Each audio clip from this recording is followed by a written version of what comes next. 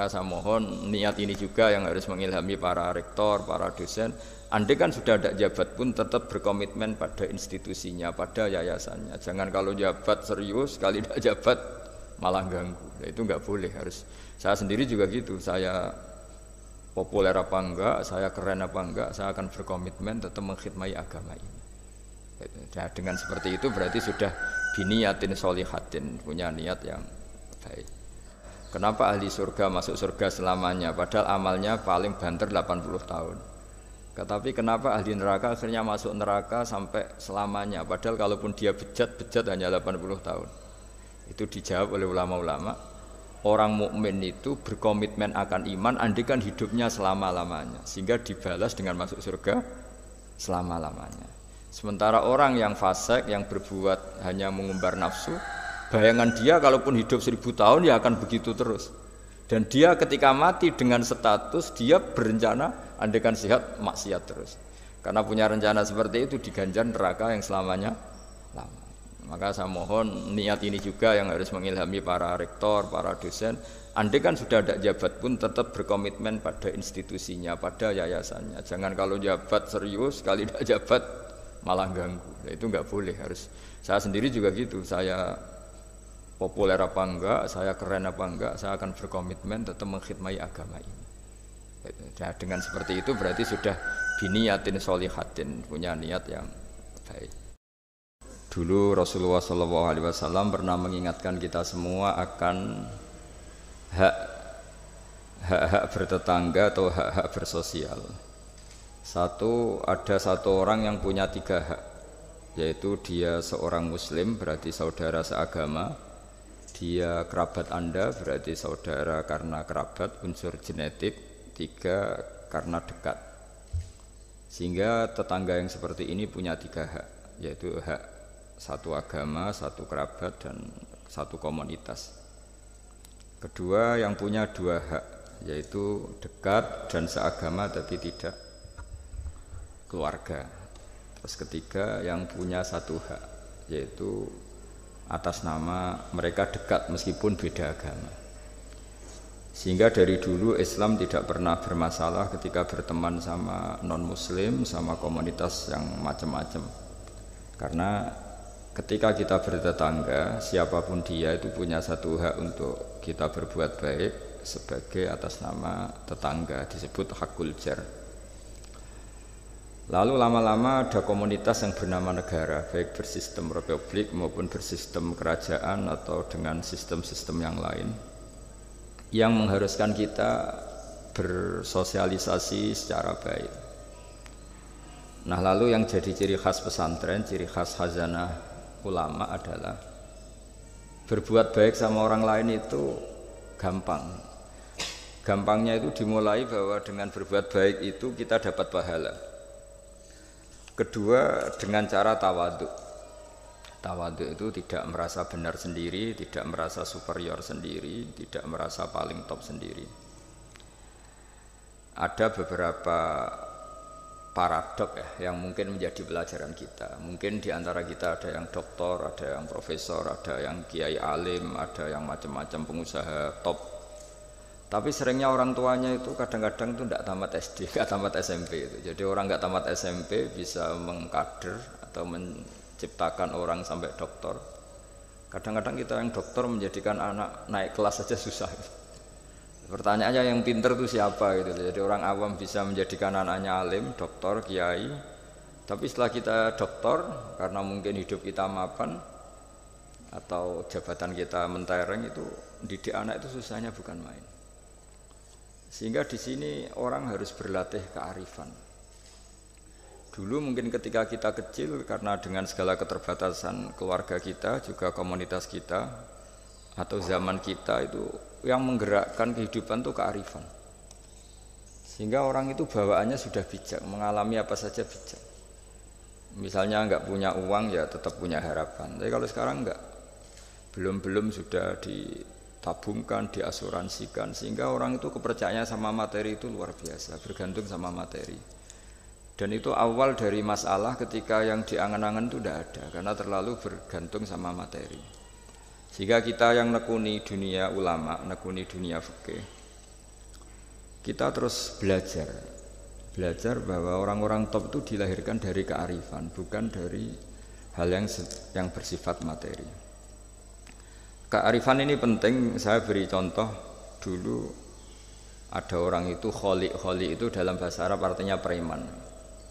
Itu dia preman sekali. Ketika Nabi Isa jalan-jalan dengan Hawariyin, kaum pilihan, bawaannya orang soleh itu mulai dulu itu menarik, meskipun bagi orang yang tidak soleh. Jadi saya ulang lagi, bawaannya orang soleh itu auranya menarik, meskipun bagi yang tidak soleh. Singkat cerita, preman ini spontan ingin bergabung derekno Nabi Isa dan Hawariyin ini.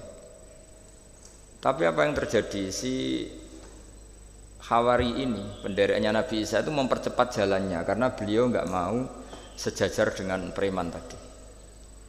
Si preman melambatkan jalannya karena nggak ingin setara atau segaris dengan yang Hawari, karena merasa tidak soleh. Masa orang tidak soleh kok jalan bersama orang soleh? Itu merasa nggak pantas. Lah yang Hawariin merasa ingin cepat karena angkuhnya, nggak ingin jejer orang preman. Saat itu juga Allah memberi wahyu kepada Nabi Isa, wahai Isa, bilang ke santri kamu itu yang orang Hawariin, semua kebaikannya saya hapus, dan bilang sama yang preman itu semua keburukannya tak hapus. Yang satu dihapus kebaikannya karena angkuh, yang satu dihapus kejelekannya karena tawadhu. Kata Allah, liyas ta'nifa al-amalah, dua-duanya harus mulai dari nol untuk menjadi orang baik. Yang satu kehilangan semua kebaikannya, yang satu kehilangan semua keburukannya. Sehingga dari cerita-cerita kitab seperti ini di kitab Ihya, saya menyaksikan sendiri guru saya Kiai Haji Maimun Zubair, bapak saya, mulai cerita orang-orang soleh dulu. Itu bertetangga dengan siapapun nggak masalah. Karena ada orang yang sedang fasik, sedang preman, sedang itu dibahasakan sedang itu nggak ada jaminan kalau berakhir dengan seperti itu. Jadi bagian dari kearifan kiai-kiai berbangsa dan bernegara karena tidak pernah menstigmasi bahwa orang lain itu lebih buruk ketimbang kita. Sehingga ya kita nyaman saja, nyaman berteman siapa saja karena kita tidak pernah punya perasaan lebih baik. Nah di sini kenapa para kiai itu fleksibel berteman berbagai kelompok, karena tidak pernah merasa lebih baik. Atau dalam bahasa terkenalnya disebut tawadhu. Jadi ketika orang merasa lebih baik maka akan ada keangkuhan ini melahirkan sentimen ini lama-lama menjadikan sosial yang nggak sehat, bisa chaos. Nah dari pelajaran itu akhirnya kita cara bernegara, kita cara bersosialisasi itu ya nyaman-nyaman saja. Karena Allah Ta'ala itu membuat status sebenarnya itu di akhir, disebut husnul khotimah atau su'ul khotimah. Jadi banyak di cerita orang-orang dulu, orang yang nyantri dari awal niat nyantri nggak jadi wali. Sunan Kalijogo yang pertama kenal Sunan Bonang karena ingin garong, karena ingin begal, dalam cerita-cerita yang legendaris itu justru jadi santrinya dan jadi wali. Jadi perkenalan yang awalnya tidak baik berakhir dengan baik.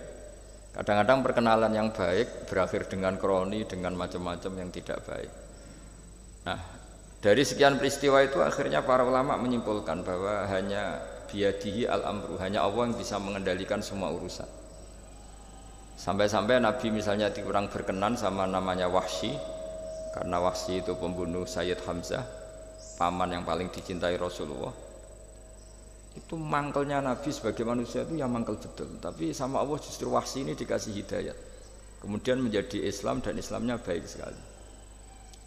Dan dulu ada sahabat namanya Sa'labah, itu pecinta masjid, sering ibadah. Tapi karena mungkin saking overnya atau gimana, dia trauma jadi orang soleh, malah jadi orang nggak bener. Cerita-cerita seperti ini tuh memang nggak bisa digeneralisir, untuk curiga sama orang-orang soleh. Tapi saya pastikan cerita seperti ini tuh melahirkan kearifan bahwa manusia itu akan selalu dalam tanda petik ketakutan, dalam kekhawatiran bahwa mereka tidak bisa mengakhiri hidupnya dengan baik.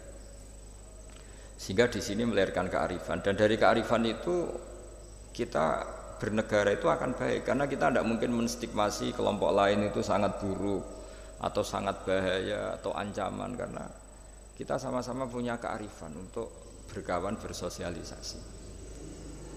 Dalam kitab-kitab yang saya baca, ini karena acara kampus, muhasabah yang sebenarnya itu ya dimulai dari hal-hal seperti ini. Saya sering baca kitab namanya kitab Al-Hikam. Itu beri satu pemikiran besar bahwa yang kita kira baik itu ya orang lain itu. Jadi kiai-kiai kecil itu kan lakunya itu ya di acara-acara kecil itu. Ya kalau kiai besarnya datang pasti ini enggak keduman itu. Jadi acara manakipan kok kiai besar datang, wong jadi lakon itu pendak ada acara gitu saja kok yang besar datang pasti jadi tidak laku itu.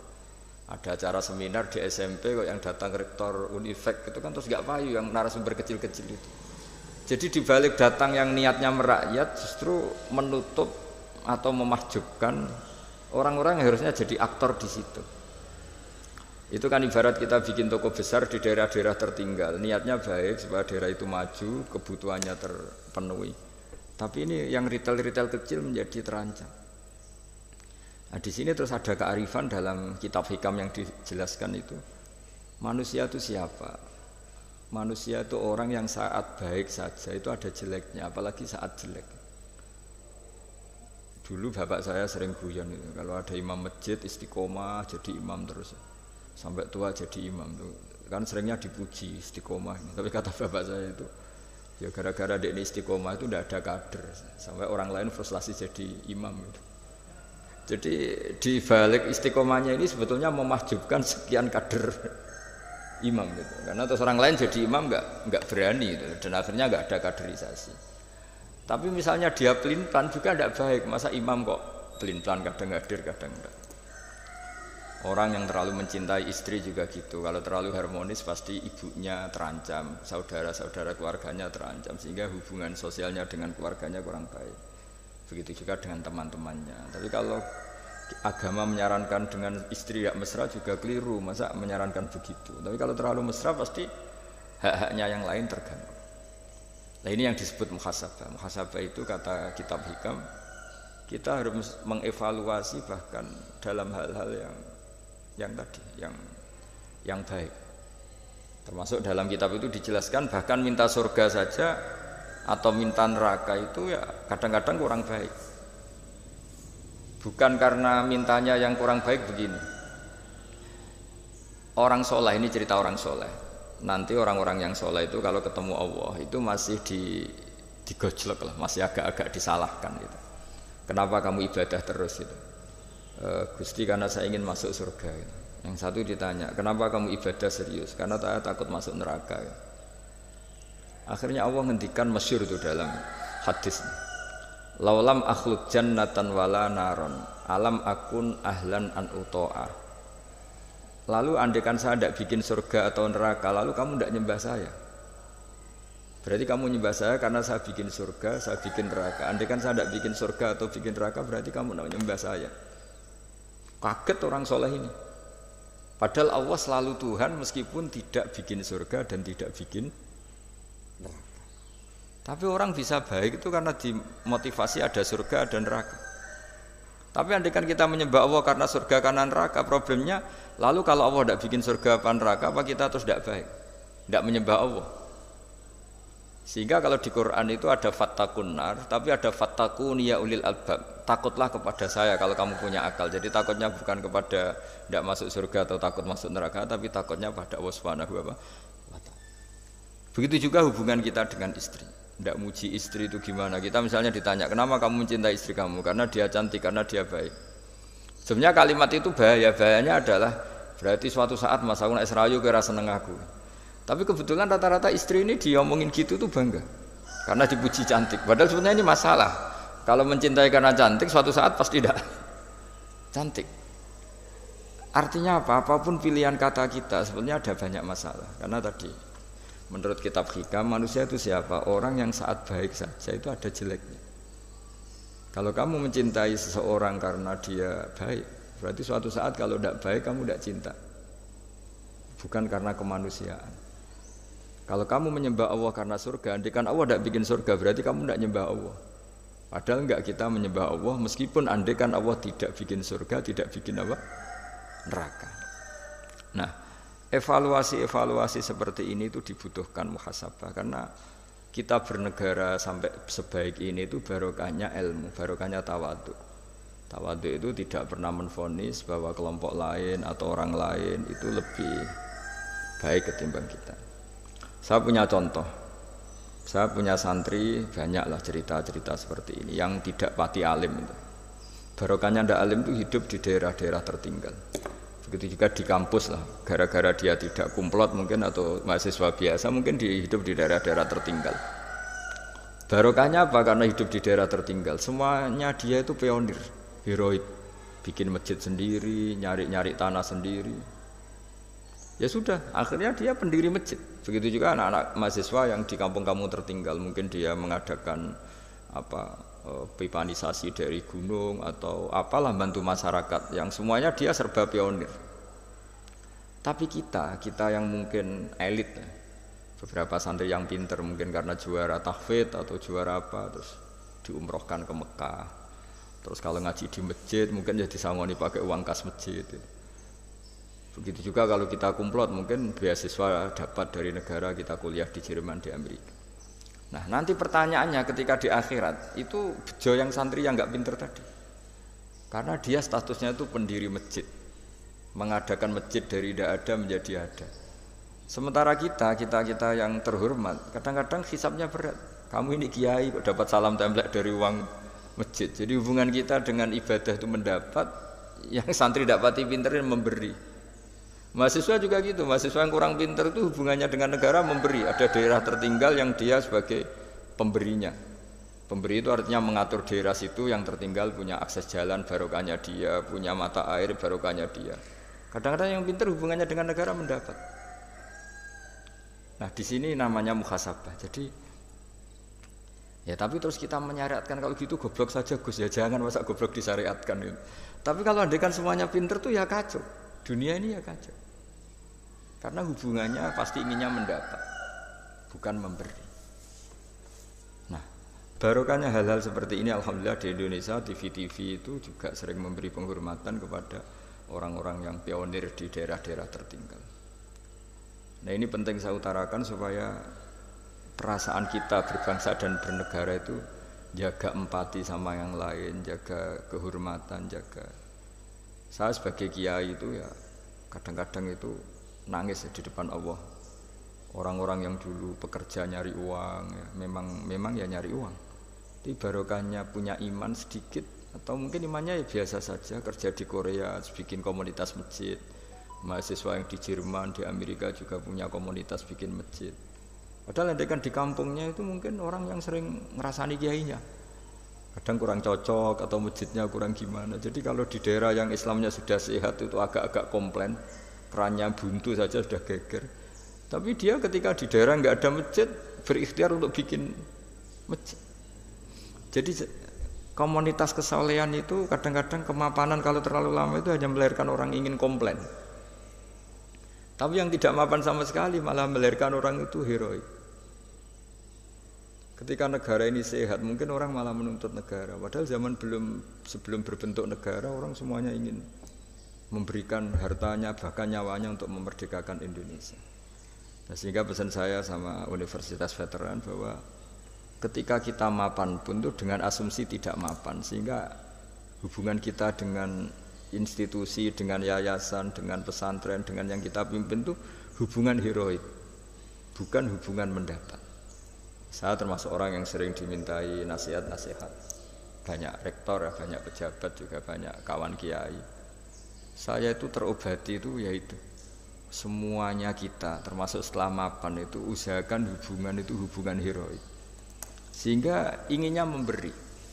Nah, di sini disebut wa mimma razaqnahum yunfikun. Orang baik itu siapa? Orang yang hubungannya itu ingin memberi, bukan ingin mendapat.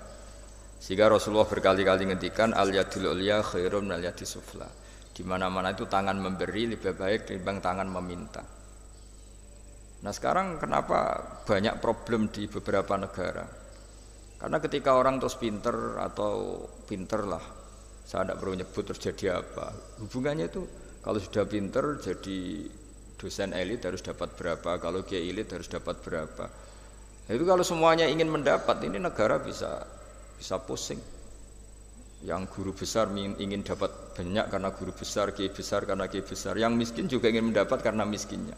Nah, kalau semua orang yang pinter, yang bodoh, setengah pinter, setengah bodoh hubungannya dengan negara ingin mendapat, ini negara bisa keteter.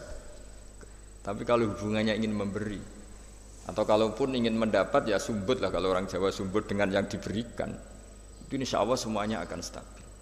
Jadi intinya agama ini menitik beratkan supaya hubungan kita dengan orang lain, dengan negara itu kalau bisa hubungannya itu ingin memberi, bukan ingin mendapat. Tapi kalau semuanya yang miskin merasa berhak mendapat karena miskinnya, yang guru besar karena guru besarnya, kiai besar karena kiai besarnya, semuanya menarik dirinya sendiri, ini akan kacau. Nah, dulu zaman pra kemerdekaan atau kalau dalam Islam pra kemenangan, itu semua sahabat, semua saudara kita kalau dalam pra kemerdekaan ya semua orang Indonesia hubungannya sama negara itu inginnya memberi. Sehingga negara ini bisa berdiri, bisa merdeka ketika sebelum ada institusi, belum ada tata struktur negara. Sementara negara sesehat apapun kalau hubungan masyarakatnya ingin mendapat, itu berat.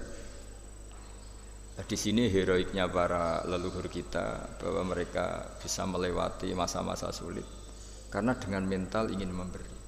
Ya memberi apa saja, entah pikirannya, entah keuangannya, bahkan kalau dulu nyawanya. Jadi ini yang saya titik beratkan. Sebelum saya tutup, saya ingin cerita ya tentang saya jelaskan. Jadi dulu perasaannya orang, meskipun sesoleh apapun, sebaik apapun perasaannya itu ada saja salahnya. Sehingga kalau dalam makalah paling terkenal yang didawuhkan Robi Adawiyah itu, wastighfaruna yahtaju ilal istighfar, sudah minta maaf sama Allah saja, sebetulnya dalam minta maaf ini juga butuh istighfar lagi.